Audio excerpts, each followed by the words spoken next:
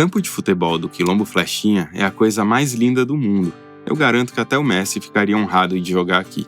É um campo em tamanho oficial, cercado de árvores, com uma areia lisa, bem fininha, branca de várzea do rio Amazonas. Mas como tudo que é bom cobra recompensa, para chegar até lá a gente teve que atravessar uma nuvem de carapanãs. Era o começo da temporada dos pernilongos. E para piorar, o caminho era uma passarela de 2 tábuas que passava por cima de um igarapé. Habilidades difíceis para um sudestino com uma mochila de equipamento nas costas. Flechinha escreve com X, e isso não entra na cabeça do corretor ortográfico de jeito nenhum. Normal, né? Todo mundo tem suas resistências. Ali, escutando o Amazonas falar, a gente chega a esquecer que existe uma efervescência no ar. Uma coisa que não tem cheiro e não tem cor. E tem um peso que não mede em balança, mas que está tirando o sono de quem sonha com riqueza. O mercado de carbono comercializa o ar e põe preço. E o carbono, como é que é?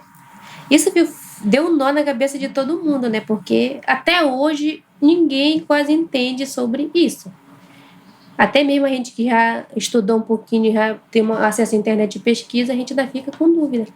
A Neiva dos Santos Gomes é moradora do Quilombo Flechinha, uma das 12 comunidades que integram o território quilombola de Gurupá. Ela nos recebeu numa tarde de mangas maduras caindo do pé, numa linda casa de madeira, toda colorida, na beira do rio Amazonas. Olha, aqui tem goiaba, tem pupunha, tem cupu, melancia, caju, é uma variedade, taperebá, manga. Não sei se você subiu ali, você pôde ver a quantidade de manga que tem. Sim. Que estamos aqui, tá tendo agora. Hoje já veio gente aí, já levou grande quantidade. Tem urucu, que a gente nem compra coloral, tem urucu que a gente usa, banana, e uma infinidade aí, mas para piquiá, que é do mato, que é da natureza mesmo, né? Piquiá, o mari, o uxi, tá entrando na época agora. Tudo isso aí tem peso, e quilombolas e ribeirinhos conhecem de cor e salteado. O Flechinha é um ótimo lugar para entender a diferença entre várzea e terra firme. Basta andar uns 400 metros por dentro da mata para mudar de uma para outra. São 2 situações diferentes em termos de vegetação e cultivo em um espaço relativamente pequeno. Quando a água vai embora da várzea, os quilombolas aproveitam para semear uma série de alimentos. Mas a gente estava lá para conversar sobre o projeto de carbono. A gente começou a ouvir dessa época aí de 2022, né? O contrato ele foi assinado aqui em 2022. Meio que pressionado, foi pressionado para ser assinado, porque senão nós não ia receber. Eu acho que foi no mês de junho, de maio, por aí assim. Disseram que em setembro nós já ia receber o dinheiro. Eles disseram? Sim. E eles falaram quanto? Eles falaram quanto que era? Muito dinheiro. Sempre falando em muito dinheiro. Quanto? Você lembra? Milhões por aí. Só falavam no menos de que isso. Não falava assim, vão receber por mês tanto? Não falava? Dividindo cada família. Aí chegou até uma matemática. Vai dar em torno de 30 mil por família. E aí a família vai decidir se ela quer que a associação pague por mês, vai dar em torno de, não sei se será 2, 3 mil que dava por mês, ou se ela quer receber o montante dela. Vamos lembrar o que a gente já sabe sobre essa história? Lá no primeiro episódio, a gente começou a conversar sobre o contrato assinado entre a empresa de carbono, a Carbonext, e a Associação das Comunidades Remanescentes de Quilombos de Gurupá, a ARCMIG. Esse contrato foi assinado em 2022 e está registrado na Verra, a principal certificadora de projetos de carbono do mundo. Dos 83 mil hectares do território, 80% vão ficar congelados para emissão de créditos, ou seja, não devem ser usados para caça, agricultura e extrativismo. O projeto usa a metodologia do desmatamento evitado. Nas projeções da Carbonext, mesmo que até hoje só 3 mil hectares tenham sido derrubados, nas próximas décadas aconteceria uma grande tragédia e quase metade do território iria abaixo. Um dos caminhos previstos para evitar o desmatamento é que entre os próprios moradores seja formado um grupo de guardiões que ficará responsável por vigiar o território. Eu sou Tatiana Merlino, repórter e editora de Colapso Climático no Joio, e esse é o terceiro e último episódio da série Faroeste Carbono. Eu sou João Pérez, repórter e editor do Joio e diretor do Prato Cheio. Tati, acho que a gente pode seguir falando mais um pouquinho sobre a Carbonext.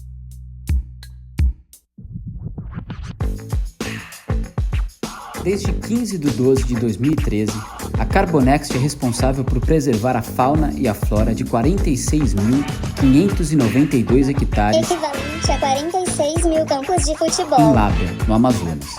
É lá que está localizado a Fortaleza Ituxi, um projeto REDD+, elaborado pela nossa equipe. O vídeo disponível no canal do YouTube da Carbonext mostra moradores de uma comunidade que participa do projeto Fortaleza Ituxi. Daí para entender que é uma comunidade em Lábrea, no sul do Amazonas, uma das áreas mais perigosas da fronteira do desmatamento na Amazônia. Em seguida, o narrador apresenta empresas que compraram créditos desse projeto, iFood e Hering estão entre elas. E voltam para a tela as comunidades que seriam beneficiadas por plano de saúde, sementes e educação técnica.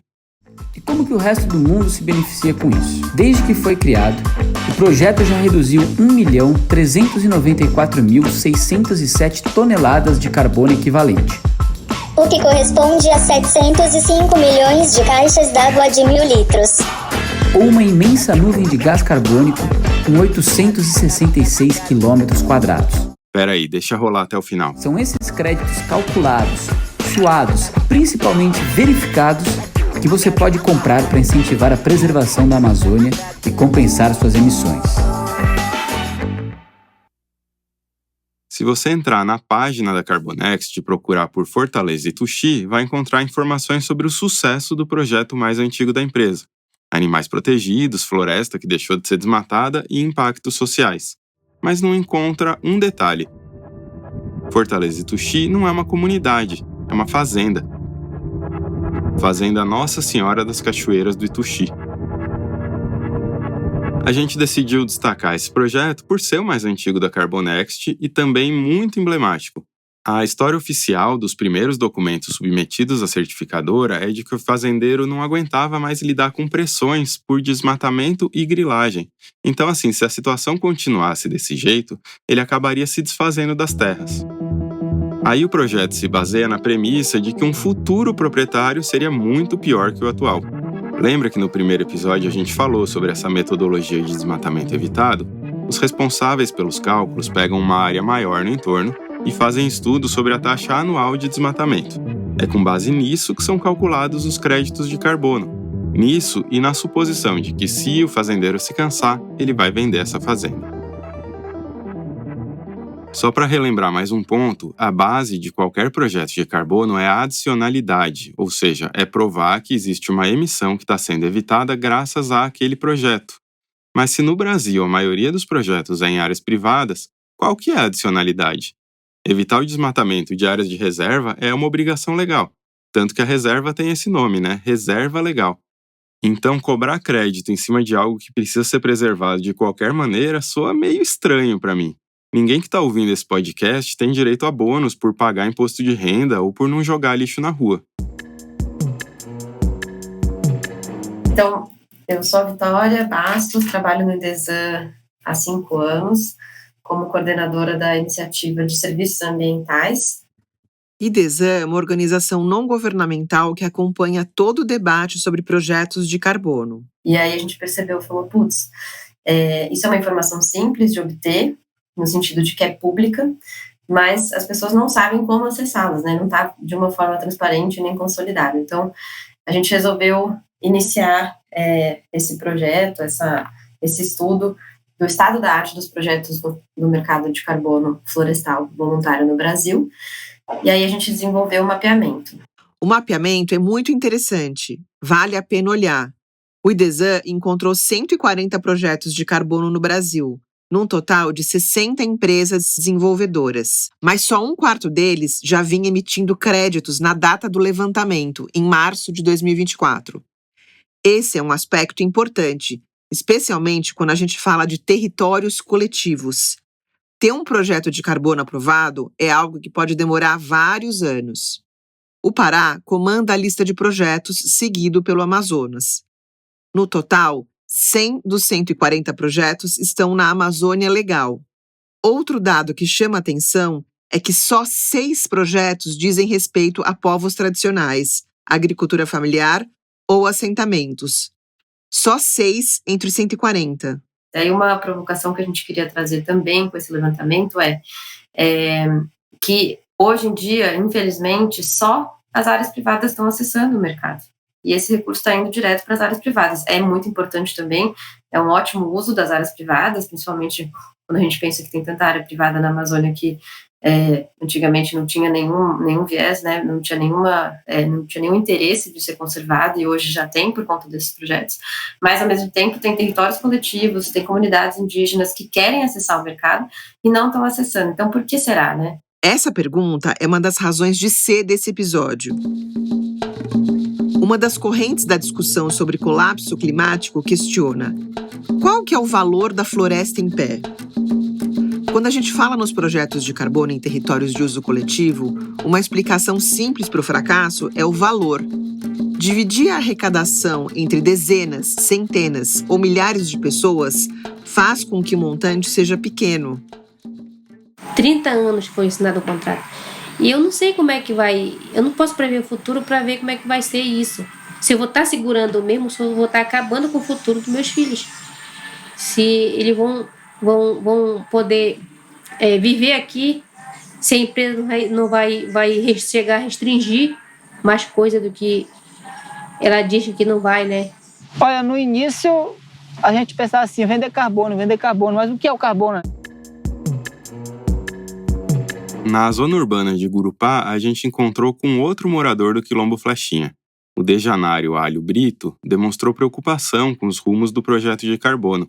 Dejanário relatou algo que surgiu em várias outras entrevistas. Havia uma pressa dos dirigentes da Associação Quilombola em assinar o contrato com a Carbonext. A promessa feita aos moradores era de que em poucos meses o dinheiro cairia na conta. Mas, passados 2 anos e meio, nada foi pago, o que é normal em projetos de carbono, como a gente falou, ainda mais dentro de um território coletivo. O problema é esperar pelo recurso quando você não é fazendeiro. Teve gente que deixou de plantar, por exemplo, acreditando que o dinheiro viria logo. Ano passado, eles vieram tirar as áreas para cultivo das famílias dentro da Arquimig e a área de PP, preservação permanente para o projeto, onde você não pode tirar mais nada, entendeu? Tem família que tirou 1 hectare por falta de conhecimento, você está entendendo? Como é que eu vou passar 30 anos dentro de 1 hectare? Só para contextualizar de uma forma simples, 1 hectare na Amazônia é nada para uma família extrativista, nada. Foram vários relatos nesse mesmo sentido, o que expõe o quanto é difícil a discussão sobre carbono. Chega uma empresa externa ao território, com uma série de conceitos desconhecidos e que demandam uma alta especialização. O problema é que esses conceitos difusos se transformam em algo muito concreto na vida das pessoas. Muitas vezes, esses impactos só são conhecidos quando já é tarde demais. Agora, depois que eles tiraram a área para o projeto, que eles fizeram o levantamento, que eles vão medir a quantidade de árvore, que tem a quantidade de proporção de massa de carbono, né? Que vai ser aprovado lá nos Estados Unidos, se não me engano, é uma única certificadora que faz. É a Verra. Né? A Verra, entendeu? E a gente não sabe. E tem mais, que eu sou sócio, já pedi várias vezes a cópia do contrato para eu ler, entendeu? Nunca me deram. A gente também pediu várias vezes à associação para ler a cópia do contrato. Sem sucesso, eles nunca enviaram. Eles nos entregaram em mãos o manual do projeto. Isso permite ver a parte publicitária, vamos dizer, e não os detalhes do contrato. A Associação Quilombola criou uma outra figura jurídica, uma cooperativa, para gerir os recursos do projeto. Essa cooperativa chama Copaua. Porque se for Arquimig, eu sou sócio, eu não vou me associar em cooperativa para me receber com o meu valor de venda de carbono, entendeu? Isso é um absurdo que eles estão fazendo, você obrigar você a ser sócio sem não querer. os quilombolas teriam direito a 65% do valor gerado com os créditos de carbono. Desse total, uma parte seria utilizada coletivamente ou ficaria com a associação, e a outra parte seria distribuída às famílias. É para receber essa parte que as famílias deveriam se filiar à Copaua, pagando R$ 500 como taxa de adesão. Muitas pessoas ficaram insatisfeitas com isso e com medo de perder benefícios sociais, como Bolsa Família e o Seguro-Defeso, caso se associem à cooperativa. E isso coloca um grande item na lista que explica por que projetos de carbono em territórios coletivos não têm dado certo. Se o território é de todos, como fica caso só alguns se beneficiem? E se uma pessoa não quer, ela tem de se retirar do território? Isso seria ilegal e representaria uma violação ao direito dela enquanto integrante de um povo tradicional. Quem resolve a situação em caso de problema? A gente viu que, em algumas situações, os órgãos públicos responsáveis por povos e terras tradicionais têm sido excluídos do diálogo. A gente conversou com uma servidora da FUNAI encarregada dessa questão. A recomendação expressa da Fundação é de que os povos indígenas não assinem contratos de carbono no mercado voluntário.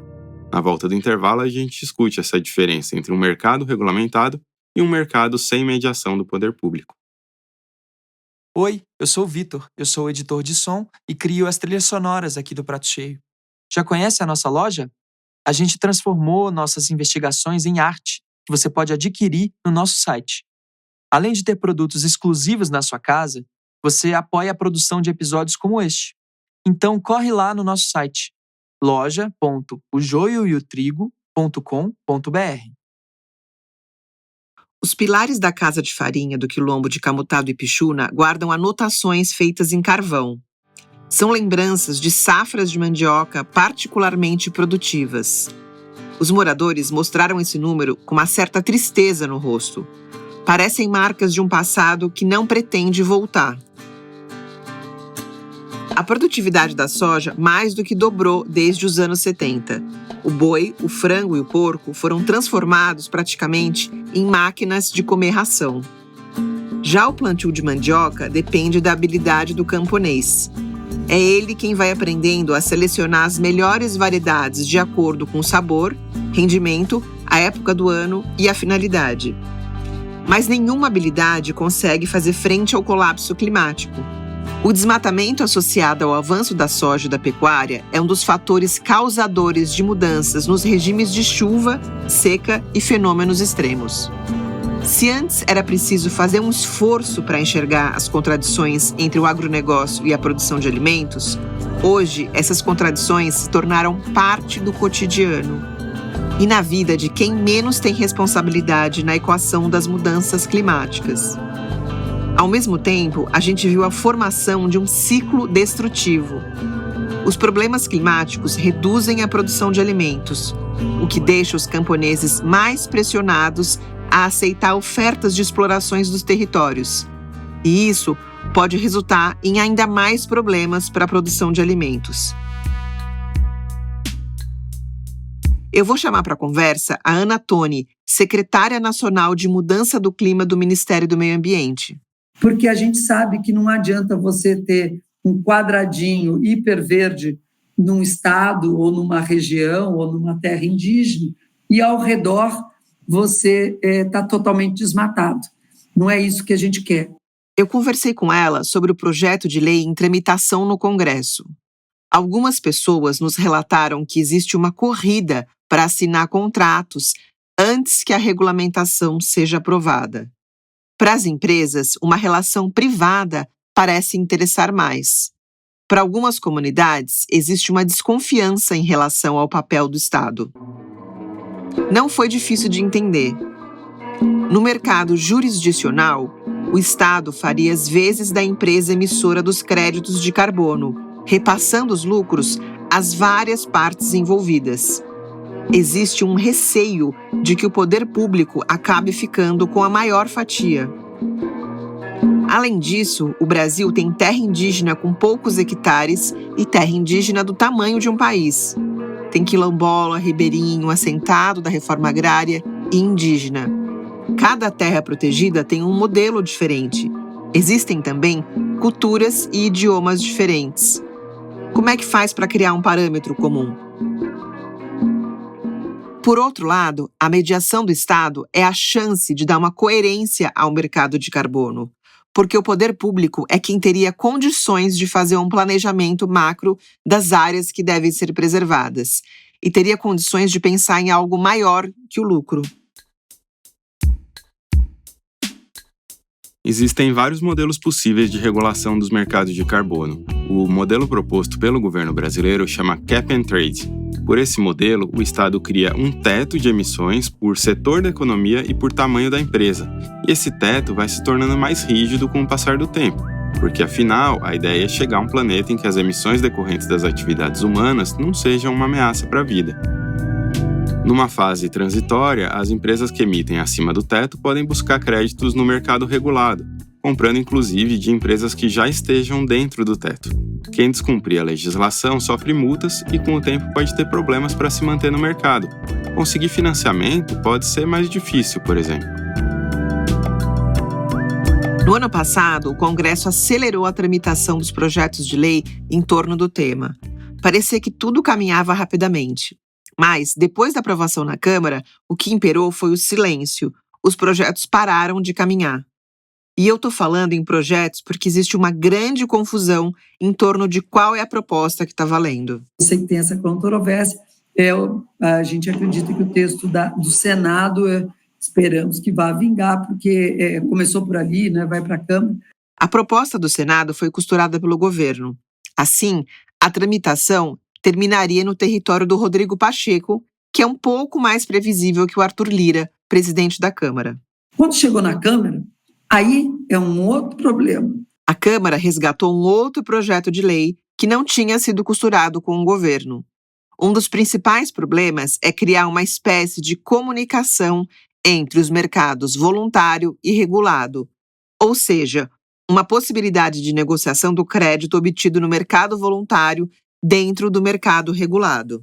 Se a gente tiver uma invasão voluntária desses créditos de carbono para o mercado regulado, é melhor nem ter o mercado regulado, porque vai ter uma invasão de oferta, muita oferta de créditos de carbono, então vai afundar o mercado, então é melhor nem ter. Mas espera aí, quem no Brasil gosta de confusão mesmo? Quem respondeu essa pergunta foi a Stella Hershman, especialista em política climática do Observatório do Clima. O setor que mais emite gases de efeito estufa no Brasil é o setor chamado mudança de uso da terra, que é basicamente desmatamento. Mas esse desmatamento, ele está atrelado ao setor da agropecuária.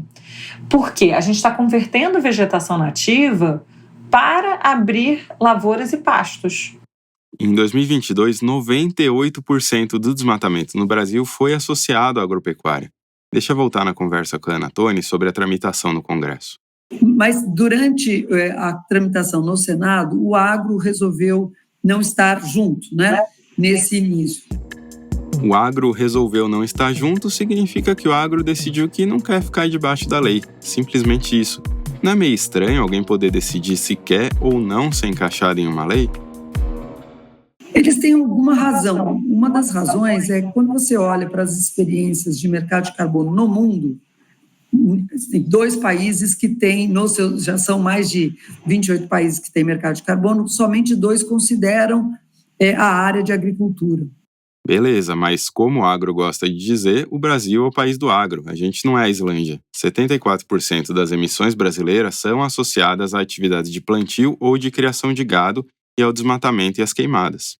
A segunda razão, que talvez eles tenham também razão em colocar, é que as metodologias, como eu falei, de medição do crédito de carbono para a integridade, na área de energia, ela é muito consolidada. Na área do agro, ainda não é tanto. Assim, quanto absorve ou não absorve o tal dos BECS, né? Que é a captura de carbono por agricultura, como é que é a emissão de agricultura florestal, tropical versus temperada. Dá para entender que a dificuldade metodológica é realmente bem grande, No setor de petróleo, as emissões se concentram em meia dúzia de empresas, o mesmo no setor de energia ou de infraestrutura. No caso do agronegócio, a gente estaria falando de algumas milhares de propriedades e de empresas de áreas relativamente diferentes, como algodão, pecuária, grãos e agrotóxicos. De todo modo, metodologia é algo que dá para resolver. O que talvez não tenha solução é o Congresso. É muito comum você ver o discurso do agronegócio dizendo sobre a sua sustentabilidade, né, sendo, enfim, bravatas de que é o agro mais sustentável do planeta, e eles citando apenas obrigações legais como parte dessa sustentabilidade. E isso não pode ser um fator gerador de crédito de carbono. Vou dar um exemplo aqui. Por exemplo, a gente não pode permitir que as fazendas que mantêm vegetação nativa por obrigação legal, como a reserva legal e as áreas de preservação permanente previstas no Código Florestal, que isso seja um fator gerador de crédito. O agro não ficou satisfeito em estar de fora da regulação. Ele queria mais. Pelo projeto aprovado na Câmara, não só o agro fica de fora do teto de emissões, como ainda pode ser um grande agente do mercado de geração de créditos graças ao uso das áreas de reserva legal. Oi, aqui é o Vitor de novo. Esta série faz parte de um projeto apoiado pelo Instituto Clima e Sociedade. O ICS é uma organização filantrópica que financia projetos e instituições voltados ao enfrentamento das mudanças climáticas em todas as regiões do Brasil. O Joio também tem o apoio da ACT Promoção da Saúde, do Instituto Ibirapitanga, da Fundação Heinrich Böll e da Oak Foundation. Batizamos nosso projeto com o nome aula da língua africana, Kibungu, que significa Espírito da Terra. A gente volta à sala do Sindicato dos Trabalhadores Rurais de Gurupá. No primeiro episódio da série, você entrou na nossa entrevista com os diretores da Associação dos Quilombolas, mas você ainda não ouviu tudo. Essa questão aqui da enxada e o machado foi definido também por nós. Ele representa para nós a resistência dos nossos ancestrais. Aquilo que eu falei, a roça era todo manual, antigamente, que não tinha outros equipamentos. Nessa hora, o Agenor mostra o logo da cooperativa criada para gerir uma parte dos recursos do projeto de carbono. Ele é justamente o presidente da Copaua. Pra gente, vou te dizer que foi meio surpreendente ver o glossário mobilizado para explicar o contrato com a Carbonext. A palavra luta foi usada 15 vezes ao longo de 3 horas e meia, e a palavra resistência apareceu outras 5 vezes. O projeto de carbono, no papel, representa preservação. Então, ele é interpretado como uma sequência das lutas contra invasores e por titulação, por escola, saúde, alimentação. Eu ia perguntar o seguinte, essa questão das escolas, UBS e tal, está previsto que vocês façam a gestão dos recursos para construir, tem um cronograma para essa construção dessas estruturas, e a outra pergunta é sobre a manutenção delas, porque aí para ter médico, enfermeiro, professor, depende do poder público, né? Ou prefeitura, governo estadual. Sim, perfeitamente. Assim, né? A gente sempre trabalha na questão, né, de propor parcerias, né? Como a gente sabe, o fato de a gente estar trabalhando no projeto não isenta o governo de suas obrigações. A gente encontrou essas contrapartidas sociais em vários projetos de carbono. Elas dão uma espécie de upgrade na geração dos créditos. Os documentos prevêem a construção de estruturas públicas. Durante os dias em que a gente esteve em Gurupá, muita gente nos pediu ajuda para comprar o básico dos básicos em termos de saúde. E todo mundo relatou que o hospital local é péssimo. Será que vai adiantar construir 12 UBS dentro do território quilombola? E será que vão mesmo construir essas UBS? Esse não é o único porém. Um projeto privado pode definir infraestrutura dentro de uma terra pública e gastos que serão do poder público? E aí, assim, essa é uma ameaça porque vai atingindo a floresta aos poucos, mas você imagina, são 740 famílias hoje no território. Se cada família dessa fazer meio hectare, né, então a gente já vai ter um número bem gritante, né, de floresta desmatada anualmente. O João Batista Oliveira é diretor administrativo da cooperativa. Nesse momento, ele estava repassando quais são as principais ameaças contra o território quilombola em termos de desmatamento. Então, aqui o projeto ele traz a ameaça, né? Mas ele traz a alternativa. Qual é a alternativa que o projeto vem trazer nessa ameaça que nós temos dentro do território? A mudança na cultura da produção. Por exemplo, em vez da gente a cada ano abrir uma nova área, você vai reutilizar aquela área com o uso de defensivos, né, adubação, a questão também da mecanização.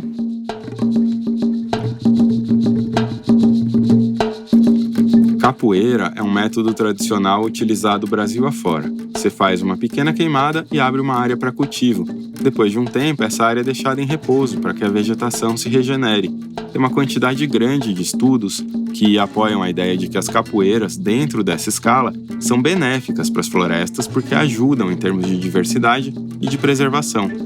Hoje em dia, a gente sabe que a Amazônia é uma floresta plantada por bichos e por humanos. Várias vezes ao longo da conversa, os diretores da associação assumiram o modo de vida quilombola como algo errado, algo que seria uma ameaça para a floresta. Mas espera, o mercado de carbono serve para evitar que quilombola desmate? Indígena? Ribeirinho? Será que são eles os vilões do colapso climático? Deixa eu fazer uma pergunta sobre isso.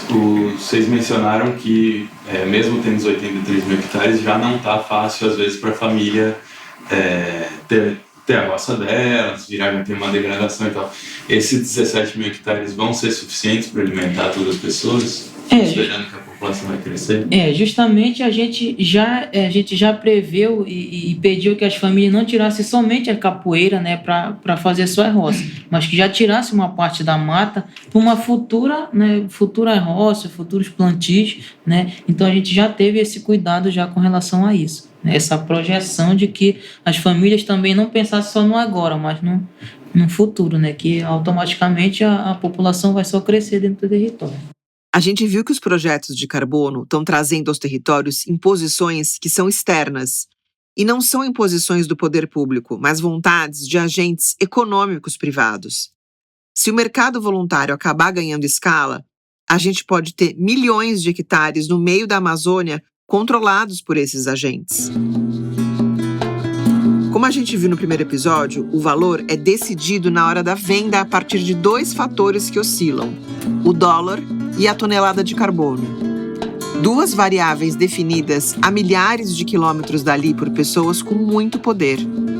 Se o mercado de carbono não decolar, ou daqui a 10 anos tiver sido substituído por outra coisa, como é que ficam as comunidades que assinaram contratos de 3, 4 décadas? Nessa hora, eu lembrei de algo que tinha conversado com a Neiva, a moradora do Quilombo Flechinha. A grande questão era justamente sobre isso, porque as pessoas não tinham algo exato, por exemplo, dizendo assim, olha, o tanto de 1 hectare disso vai dar tanto em carbono e vai dar dando tanto em recurso. As pessoas não ficam com uma expectativa muito grande. Eles tentam animar as pessoas falando que o recurso é alto. Mas as pessoas elas não estão com uma expectativa grande justamente por isso. Porque ninguém sabe o exato. A realidade se desvirtua tanto que tem hora que a gente até esquece qual que seria a razão da existência dos mercados de carbono. Vamos ouvir a Tatiana Oliveira?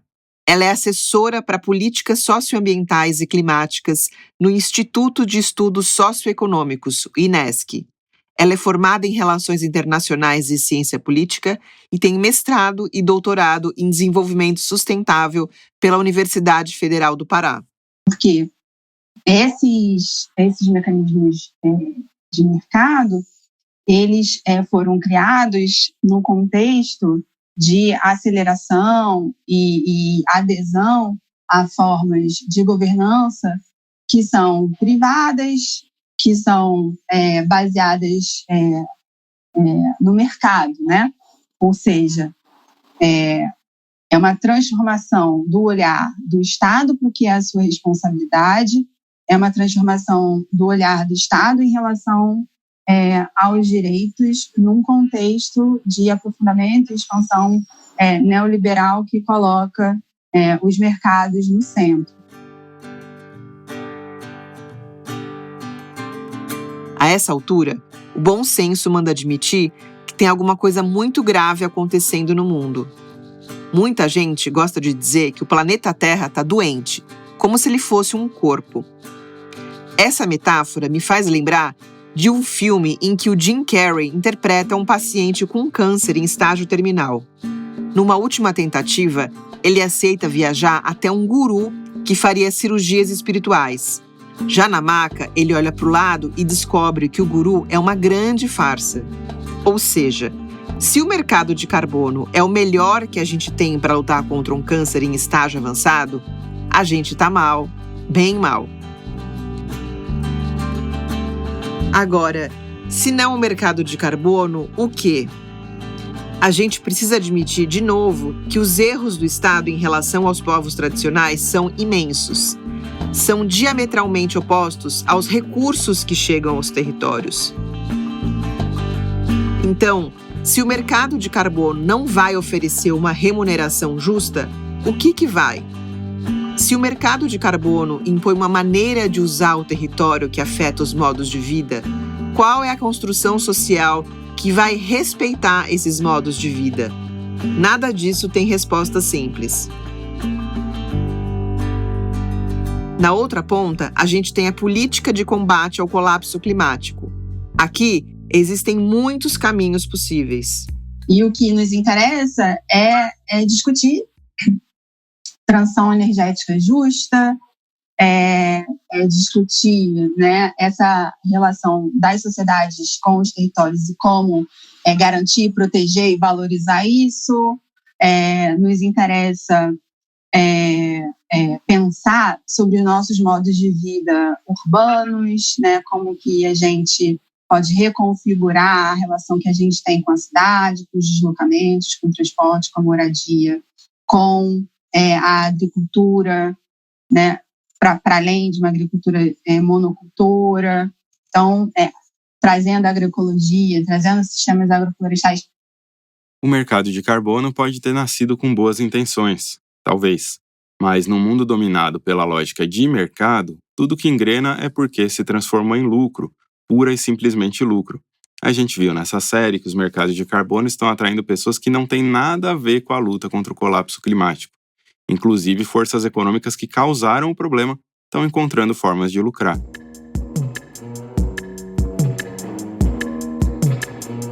No faroeste carbono, quem ganha por enquanto são cowboys, generais de 10 estrelas e a alta burguesia da cidade financeira.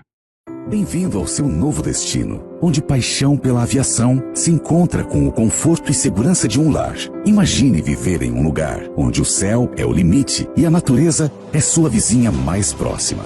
A gente termina essa série com a publicidade de um condomínio na região de Sinop, uma das capitais nacionais do agronegócio, em Mato Grosso. O condomínio aeronáutico fica às margens do rio Teles Pires. A empresa garante que você está a apenas 15 minutos do centro de Sinop. Isso se usar avião. Estacione sua aeronave em um hangar privativo, integrado à sua própria residência, com lotes a partir de 1.110 metros quadrados, onde cada terreno está conectado a taxiway e à rua. Na mesma época, a gente entrou em contato com a Neiva e pediu para ela enviar um vídeo mostrando como estava a cheia do Amazonas. A água já tinha avançado para debaixo das palafitas, mas não era o suficiente. Ela contou com preocupação que nesse ano o rio não subiu tanto quanto deveria subir. E vem pela frente a época de seca, que passou a ser motivo de temor entre as comunidades. Enquanto isso, existe uma elite responsável por tudo isso que propõe um presente ainda mais egoísta. Um presente em que o jatinho poluidor se transforma no veículo de cada dia, como se a picape já não bastasse. Um presente em que se mora isolado na beira do rio, não por gostar da natureza, mas por não gostar da pobreza. O Condomínio Premier é mais do que um empreendimento, é um estilo de vida. Um presente em que quem desmatou para criar soja e gado se refugia em um bunker, em que se deixa aos outros os efeitos do desmatamento, das emissões e do colapso.